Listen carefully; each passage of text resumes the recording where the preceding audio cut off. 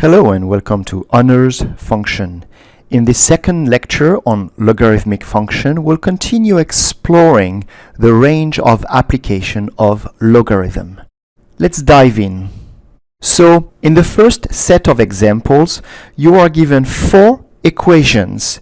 These are all quadratic equations. Okay, this is very important. They are all quadratic equations. How can you see that? I'm going to take equation number 1. So this is equivalent to e to the x plus e to the negative x equals 6. Okay. Now, how do you see the quadratic equation? Let's think a second that a is e to the x. This is not the way I will handle my equation, but check it out. If a is e to the x, what is e to the negative x? This is 1 over e to the x, so it is 1 over a.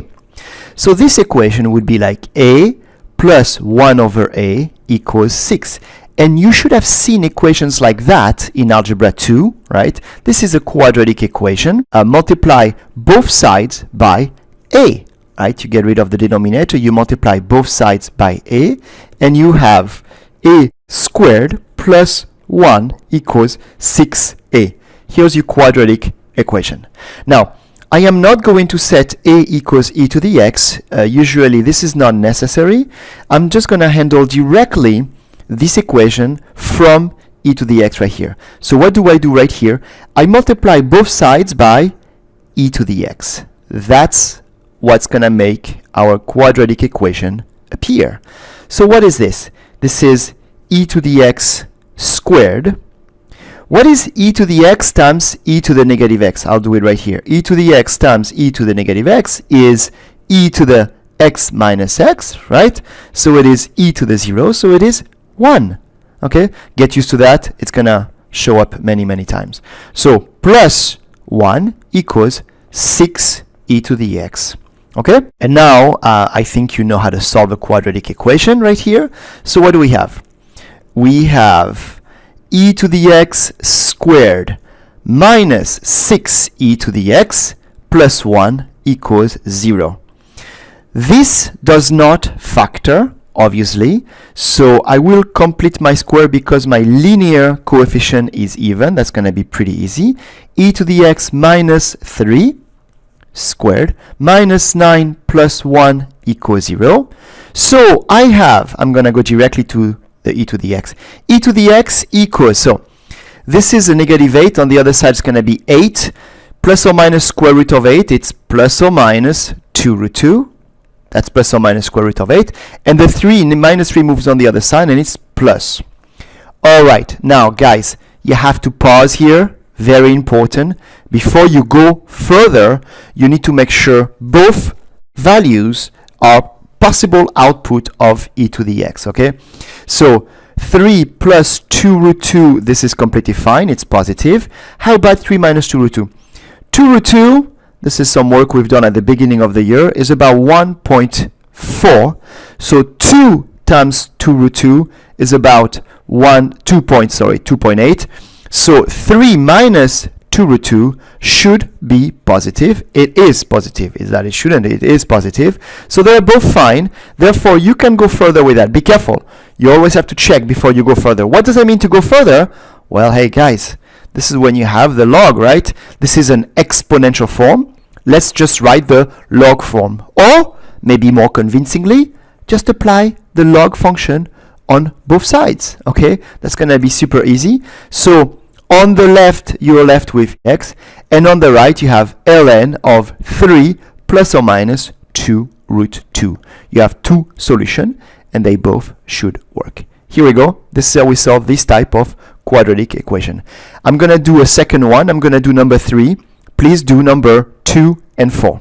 Actually, I'm going to do number 4, so please do number 2 and 3. Number 4, this again is a quadratic equation. Let's solve it.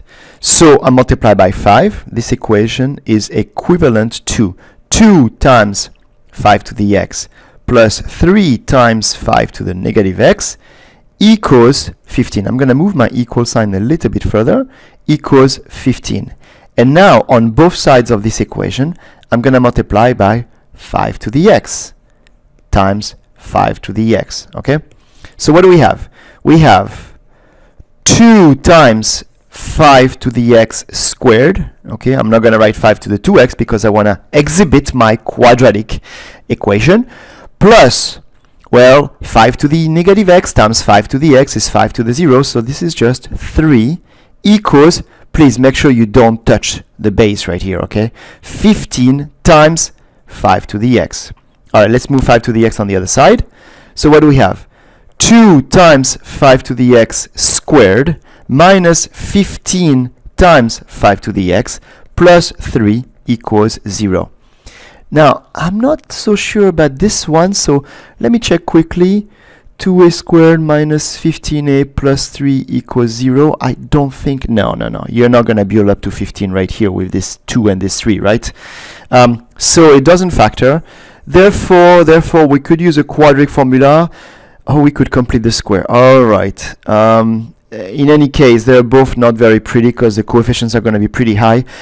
I'm going to complete my square. Okay, so remember, I need to have a 1 right here. So 5 to the x squared minus 15 over 2 times 5 to the x plus 3 over 2 equals 0. First step, you divide by 2.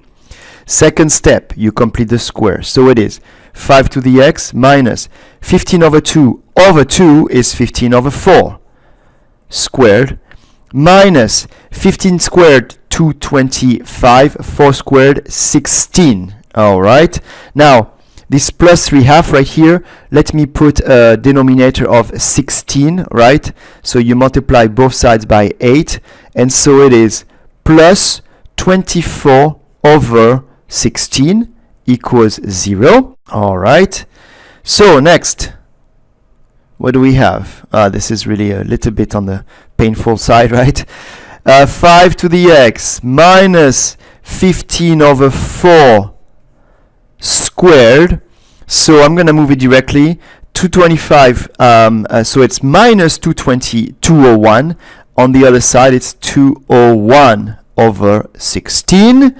And, well, almost finally right here, I would say 5 to the x equals, so I'm going to get a plus or minus, so square root of 201 over 16, that's a square root of 201 over 4, right? And here I have 15 over 4. So question, are they both positive? So I'm looking at 15 over 4, and I want to compare that with square root of 201 over 4. Well, what is over 4? What is 15 squared? 15 squared is 225, right? And 225 is above 201, so 15 over 4 is above square root of 201 over 4. Okay, so they both work. Therefore, now I'm gonna write the log form of this equation, or in another way, I'm gonna apply log base 5 on both sides. Log base 5 on both sides right here. And so you have x, right? These two will cancel each other. They are inverse of each other. And so the answer is, the solution to the equation is x equals log base 5 of 15 over 4 plus or minus square root of 201 over 4. Here we go. This is a solution to the second equation right here. All right, so please do number 2 and 3. Let me move on to another type of problem. So in the second series of examples, I'm giving you some functions that are all one-to-one. You have to find the expression of the inverse function. Okay, in some of the example, you will have a subsidiary question about the range of the function. Okay, so this is something I'm not gonna do at first. I'll do it after I have the inverse function. You will understand why. So hey, this is a recall of inverse function. Let's start right now. The first thing you do, and you know this is y right here, you interchange the role of x and the role of y. So this is x equals 4 times e to the y over e to the y plus 2. Now guys, we have done this kind of problem before. Let me remind you of the context of it, the algebraical context. Here you have a quantity right there, And then you have A times something plus B over C times that thing right there plus C. And you want to solve for this shape right here, this triangle, okay?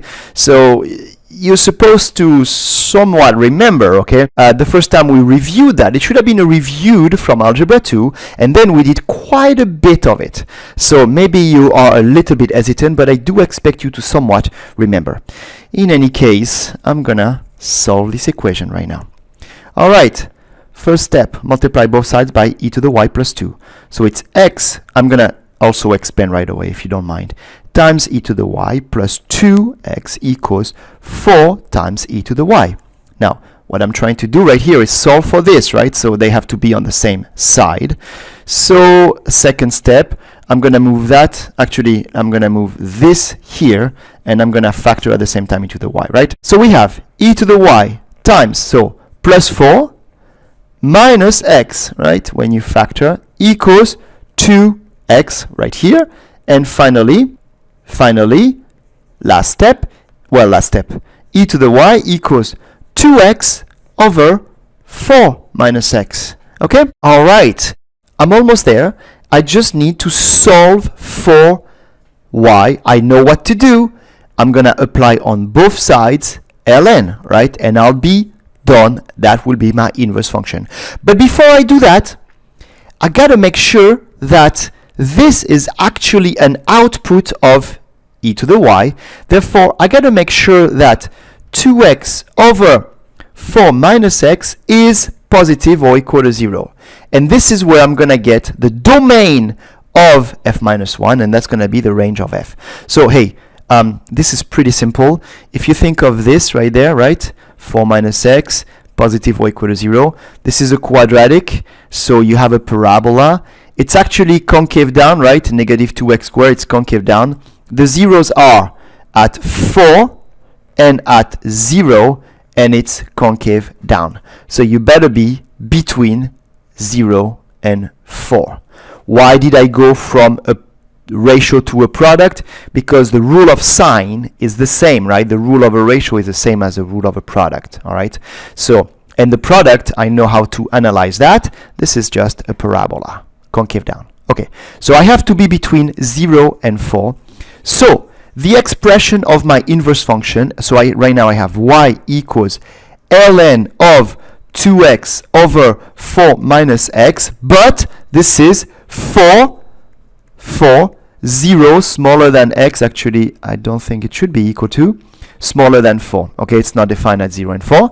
And finally, the expression of the inverse function is f minus 1 of x is equal to ln of 2x over 4 minus x for x in 0, 4. Now, this is a domain of f minus 1. Therefore, it is also the range of f. I got the range of f. The range of f is actually 0, 4. Okay, so this function will only take values between 0 and 4. The graph of this function, the graph of f, is between 0 and 4. Something that we may not have seen at the beginning, right? This is kind of interesting. We got it from looking at the inverse. All right, here's with the first example. Please do 6 and 7. I'm gonna do 8 now. All right, number 8. So hey, this is again y. So the first step is switching the role of x and y to ln of y plus 3 over ln of y minus 2. We need to solve that, so we're going to multiply both sides by ln of y minus 2. So we have x times ln of y minus 2x equals 2 ln of y plus 3.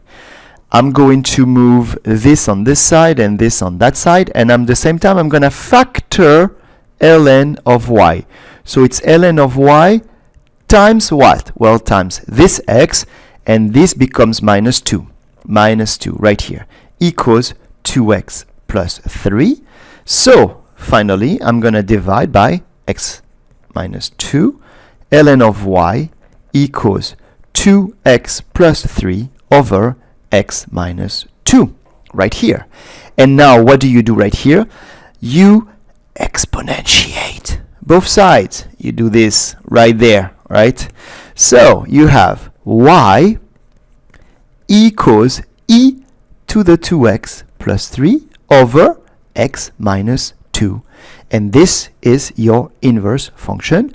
F minus 1 of x equals e to the 2x plus 3 over x minus 2. Here we go.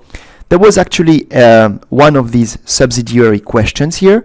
What is the range of g minus 1? Well, let's address that right now. The range of g minus 1 is the domain. Okay, so the range of g minus 1 is the domain of g. And the domain of g, what is the domain of g? For the domain, you have two things there. You have ln of x minus 2 cannot be 0. Now, this is an old one. What's inside ln has to be positive. That's from like a very early on unit, right? So these are the two conditions, and we can solve that, right? That means that ln of x cannot be 2. Exponentiate both sides, and you'll have the answer. So that means that x cannot be e squared, and at the same time, x has to be positive, all right? So where's the domain? Right here. So the range of g minus 1, the question was about the range, right?